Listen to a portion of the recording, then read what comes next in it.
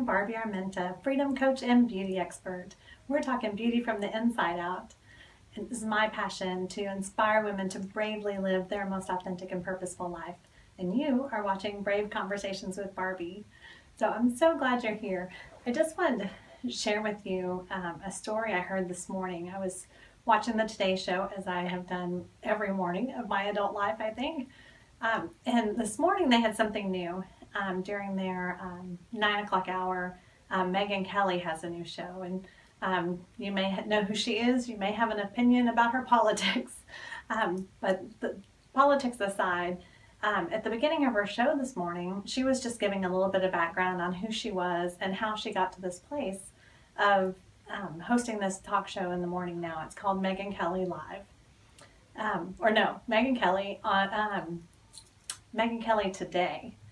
So she was on, and it is live, but she was on there and she was telling this story about when she was a kid. And she said that they didn't have a lot of money, but they had a lot of love.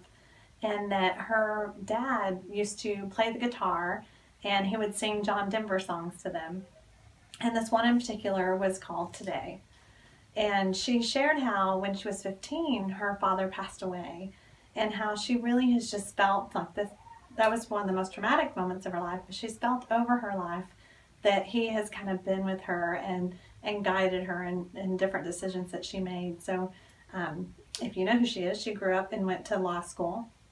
She said she was in law school she worked as an attorney for 9 years, and then she became a news anchor, and she was on Fox News, and she had done that for a while.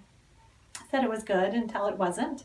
And that 2016 happened with the election and everything that happened with her during that. And she really wanted to make a change. And she was actually praying, and she really was hoping her dad would give her some sort of a sign. And she said that she wrote her book, which was called Settle for More. And she said it was about settling for more time with her kids, more time with her husband.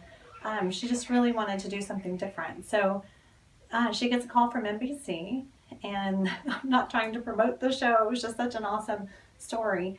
But she got a call from NBC, and they wanted her to host a show, and it would be called Megyn Kelly Today. And the song that her dad had always sung to her as a kid was Today. So she just felt like she finally got that sign that she was looking for, and is now hosting the show. I did not watch the show. I don't know how it was, but I just thought, made me think about just in our lives and how God is preparing us our whole lives for what He has prepared for us. And often we think we're waiting for something, or it's going to be something totally new, whatever it is that God finds that shows us as our purpose. And I know for me, I can look back and I was like, I don't know what my gifts are. I don't sing, I don't play an instrument. I didn't have one of those obvious gifts. And when I think back to when I was a kid, my best friend and I would sit up in a tree for hours just talking, and which is ironic because I do that now minus the tree. I talk to women on the phone as a life coach, and so I can look back on my life and see the things that God was using to prepare me. So I kind of have this question of, when you look back on your life, is there parts that we try to leave out and we think those aren't important? Or we want to forget them because they were bad. But God uses the good and the bad. All of those things are here to teach us a lesson and to prepare us for what is next, so that we don't have to live with regrets. God redeems and restores all those things. So when I was just thinking about 2016 and 2017 now, was did I live my life intentionally, or is it just passing me by? I think so often we set these resolutions at the beginning of the year, and we don't think about them again. And then here we are, we're entering that last part of the year. There's less than 100 days left in the year, and so when we look back, do you wonder where the time went? Or did you live it with intention and accomplish those things that you set out to do? When I look back over this past year, and we had a lot of tragic things happen in my family. We had my dad, my brother-in-law, and my niece all were diagnosed with cancer. My dad is still courageously fighting a battle with cancer. He's got surgery coming up, but just watching him, how he just takes it one step at a time, one brave decision at a time, and just does it with his faith. Just faith that he's just going to follow the steps that the doctors give, and and on the other side, he's going to be fine. Watching my niece, she just got a tattoo that I think describes her perfectly, and it says unbreakable. And unbreakable physically, she is healed of the cancer, and unbreakable in spirit. And just watching how she's just had such positive faith and just courageously fought this battle with cancer and won over this year. And then sadly, my brother-in-law lost his battle with pancreatic cancer. What I want to say about that is this was a man that he knew he was likely going to die, and he lived life to the full. And he knew who he was, and he just owned it. He had his own sense of style, his own way of being, and he just owned that. And when you think about, God says he wants us to have life abundantly, and I really witnessed that in his life and his relationship with my sister. And I was just really moved to realize that this is the life that we get, and we don't know how long we get. And just to really take advantage of every opportunity and not waste those years that we're given by wearing a mask and trying to be someone we're not, and not living a life of passion and purpose.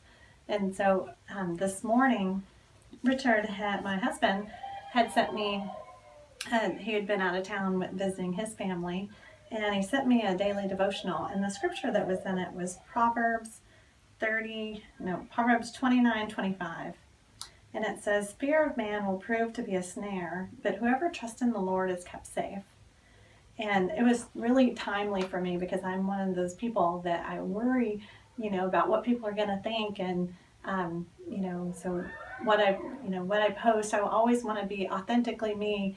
And I still have those moments of, is this going to offend someone, or am I saying it wrong? Am I going to do this, imperfectly and not please everybody? And so when he sent that today, on a day when I'm making a video and I do worry about what people think, I just thought, fear of man will prove a snare. If we're pleasing God, that's the most important thing. If we're being obedient in our walk with him, that's where we're going to find his favor. That's where we're going to find our purpose and our passions. It's all going to be centered right in his will. And so my prayer for you is that that's what you'll do, that you'll take a hold of all that he has for you. I always like to quote John 10:10, because it says, "The thief comes to steal, kill, and destroy, but I have come that you may have life and have it abundantly." He has that for you. He has so much for you. And when we can step out and we don't worry about what people think, we are made to be courageous and bold, and just step out and own our own uniqueness. And so I just want to encourage you today to do that. As we look through this last quarter of the year, think back to those things you thought about at the beginning of the year, and ask yourself, have I done anything to help me go in that direction? But as always, it is not a conversation without you. I want to hear from you. And, what's your 2017? What does that year look like for you so far? What bold decisions do you want to make over this last quarter of the year? And how can I help you with that? If you have questions, please leave a comment, either whether you're on Facebook, you're on YouTube, or over on the blog at rightcombination.net. Leave us a question or a comment. Let us know how God's working in your life and how we can be praying for you. If you have questions about my one-on-one coaching, I would love to talk to you about that. You can get more information at rightcombination.net. And this week, I have a live event in the Dallas area, and I would love to see you there. As of recording this, there is only 4 spaces left. So hopefully there's still a space for you, and we want to see you there. I'm going to print the books by midweek, so I want you to have your name on your book. When you go to that event and you get the name tag, and everyone else has the pre-printed tag, and you get the one that's been written in. I don't want that to happen to you. I want you to have a workbook with your name on it, and just come. I know it's a brave decision, because as women, we like to travel together, and this is something that's really just for you. That I think only 2 people that are coming even know each other, so you will not be alone. This is going to be an intimate group. It's only going to be a really small group, and it could really help you launch into this last quarter of the year. So I would love to hear from you about that. Again, you can go to rightcombination.net.